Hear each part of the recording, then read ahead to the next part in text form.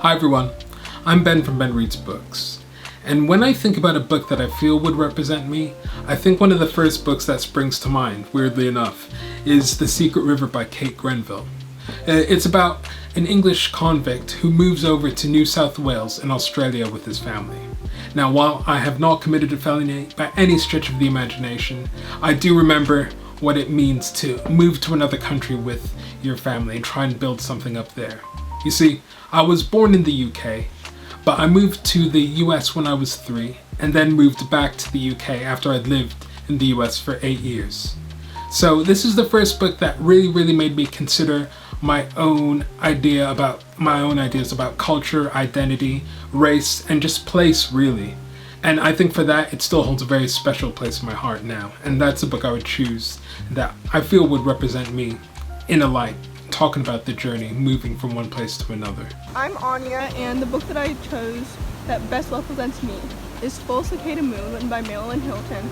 I chose this book because it talks about Mimi, and it follows her, and she's biracial, and she's living in a time in 1969 where her skin color is not exactly encouraged.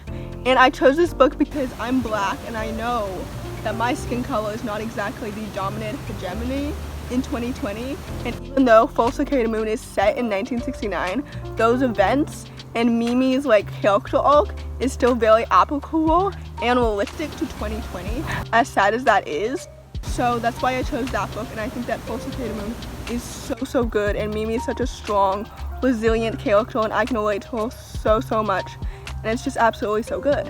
Hi, I'm Olivia from Olivia's Catastrophe, and if I had to talk about a book where I felt very represented, I would talk about Noughts and Crosses by Mallory Blackman. This was the first book I read when I was 13 or 12, where I found myself a black woman represented as a main character in a book. My mum had been very disciplined with making sure that we had black picture books, but then by the time I was choosing my own books, it was just non-black character after non-black character. But in this, we have the black people being the ones who are people in power and the white people who are the ones oppressed, and I just found it amazing how she managed to talk about such a very personal topic but then spin it on its head and show it unpacked in another light. It really brought to the surface those themes, and I think it did a fantastic job of also showing the little ways in which racism exists. Definitely a good one, definitely one I recommend. Hey everyone, I'm Zoe from the channel Zoe's All Booked, which used to be called You're a Book Nerd Zoe. The one book that really stands out when I think of a book that I saw myself in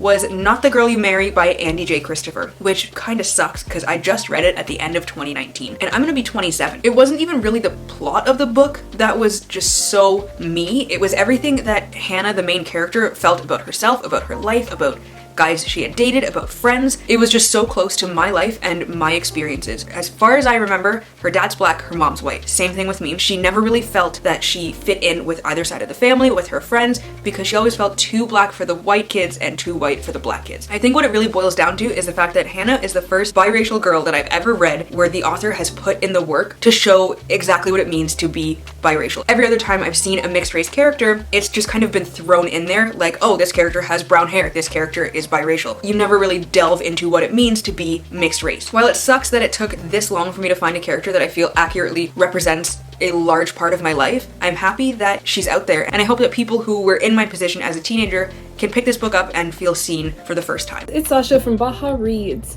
The book I'm going to be talking about today is Born a Crime by Trevor Noah, and even though I know it's not really like a fiction book, don't kill me, don't look at me, that is the only book where the character and his struggles have really resonated with me.